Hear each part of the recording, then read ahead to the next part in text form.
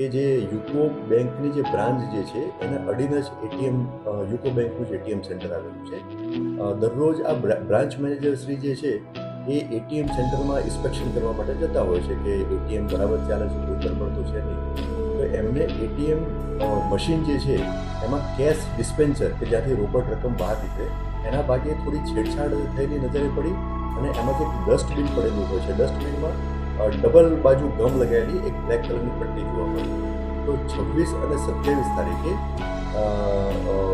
બે દિવસે કોઈ શંકાસ્પદ વ્યક્તિની હિલચાલ નજરે પડી છે.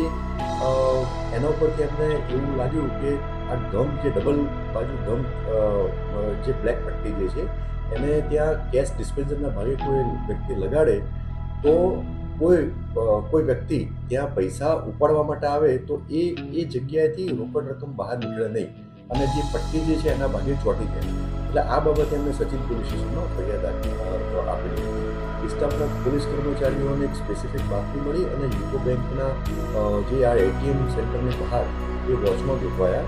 તો વોચ દરમિયાન એમને 4 કિસ્સાઓ ત્યાં મળી આવેલા અને એમની પ્રાથમિક પૂછપરછ કરવામાં આવી અને જે સીસીટીવી ફૂટેજ જે મળી આવેલા હતા એમની ક્રોસ વેરીફાઈ કરવામાં આવ્યું. તો આ 4 જણ એ આ રીતનું મોડસ ઓપરેન્ડીથી ગુનો કરતા હોવાનું કબૂલ કરેલું અને બીજા પણ જે એડિશનલ એવિડન્સ મળી આવ્યા એ આધારે આ 4 આરોપીઓની સચિન પોલીસ સ્ટેશનના આ ગુનાના કામે ધરપકડ કરવામાં આવેલી છે. કુલ મળી 1,16,750નો મુદ્દામાલ તપાસ અર્થે કબજે કરવામાં આવેલી છે.